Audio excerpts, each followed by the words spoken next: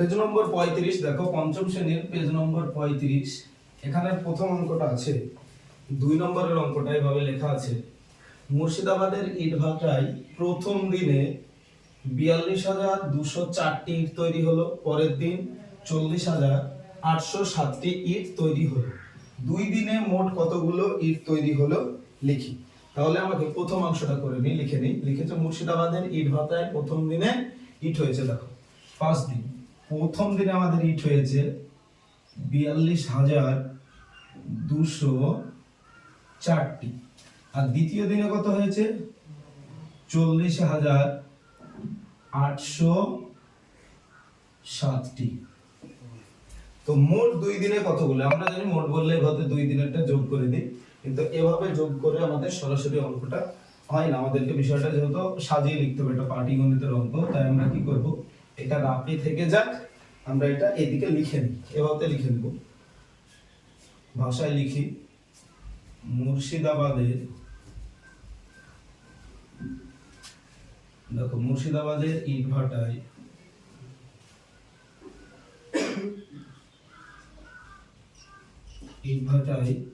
প্রথম দিন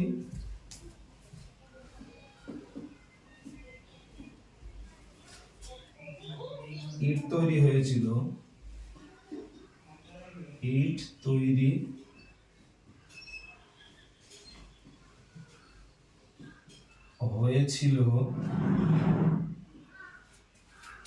দেখো 42,204টি।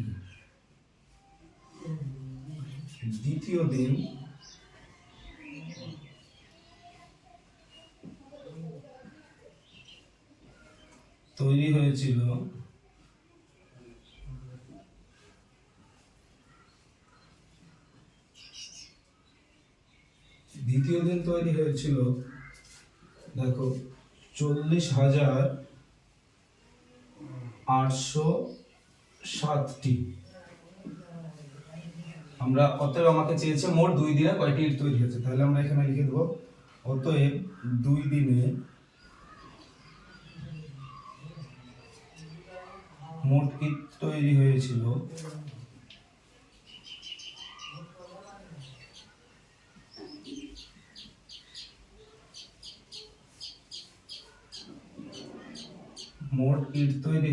'কতগুলি। তো এই দুটোকে আমরা যোগ করে দেবো, এভাবে তোমাদেরকে দেখালাম। প্রথম বন্ধনী বা ফার্স্ট ব্র্যাকেট দিয়ে লিখে দেবো প্রথম দিনের ইট সংখ্যা যোগ দ্বিতীয় দিনের ইট সংখ্যা, তারপর এখানে যোগফলটা লিখে দেবো, উত্তর হয়ে যাবে। তাহলে এখানে রাপে আগেই লিখে নিয়েছি, তাহলে যোগ করে নিই। 4 আর 7 হয় 11, 11-র 1 হাতে থাকে 1, 0 আর 0 যোগ করলে 0ই থাকে, ওই হাতের 1 বসে গেলে শুধু 1, এখানে হাতে কিছু থাকলো না। 2 আর 8 হলো 10, 10-এর 0 বসলো, হাতে থাকলো 1, 2 আর 0-তে 3, হাতের 1 হয়ে 2 আর 0-তে 2, হাতের 1 হলো 3, 4 আর 4 যোগ করলে হয় 8, অর্থাৎ আমাদের আসছে দেখো 83,011 টাকা। তাহলে এখানে আসছে দেখো 83,011টি। আশা করি বুঝতে পেরেছো। এবার পরের অঙ্কটা করি।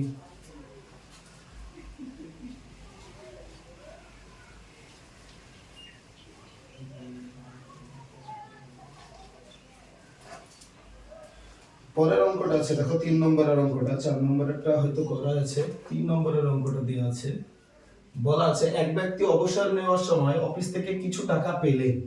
অবসর নেওয়া অর্থাৎ কোনো চাকরি করতো বা কোনো জায়গায় কাজ করতো, সে কাজের যখন বছরের শেষ হয়, বয়স শেষ হয়ে যায়, এরপর যখন আর সে কাজ করতে চায় না, বা সে ইচ্ছা করে যে আমি বাকি জীবনটা বাড়িতে বসে কাটিয়ে দেবো, অর্থাৎ আমার আর কাজ করার সামর্থ্য নেই, সেই সময়টাকে বলা হয় তার অবসর নেওয়ার সময়। অর্থাৎ চিরজীবনের মতন যেখানে কাজ করে সেই জায়গা থেকে চলে যেই সময়টা যায়, ওই সময়টাকে বলা হয় অবসর নেওয়ার সময়। তারপর যে জীবনটা সে পার করে সেটাকে বলা হয় অবসরপ্রাপ্ত জীবন।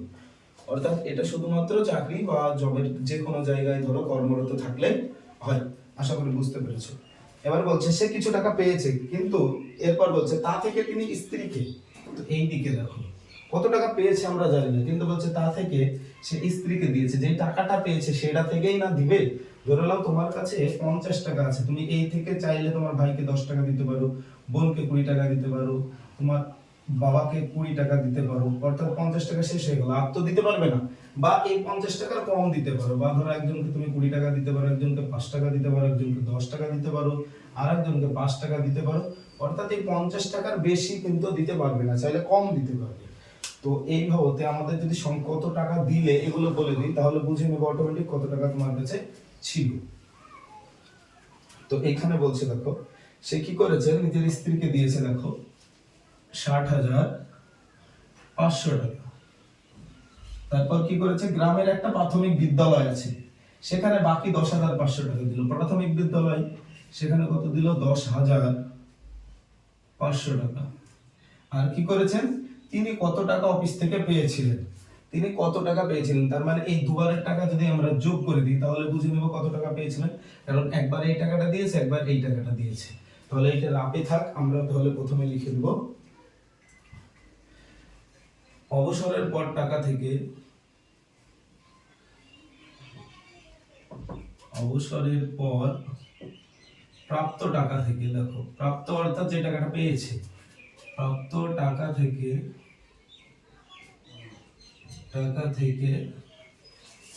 স্ত্রীকে দিলেন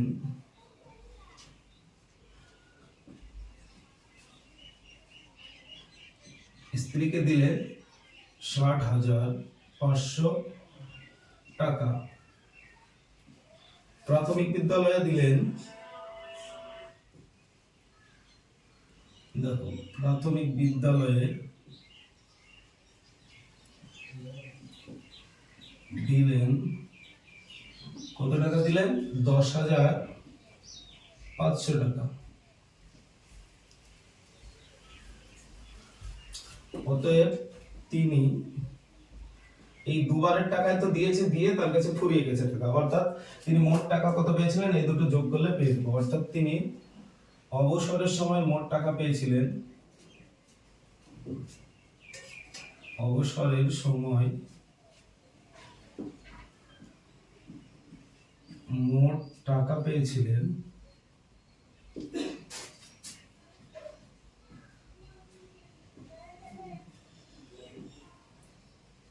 কত টাকা পেয়েছিলেন, তো এখানে দেখো মোট টাকা পেয়েছিলেন বলে আমরা দুবারের টাকাটা যোগ করে দেবো।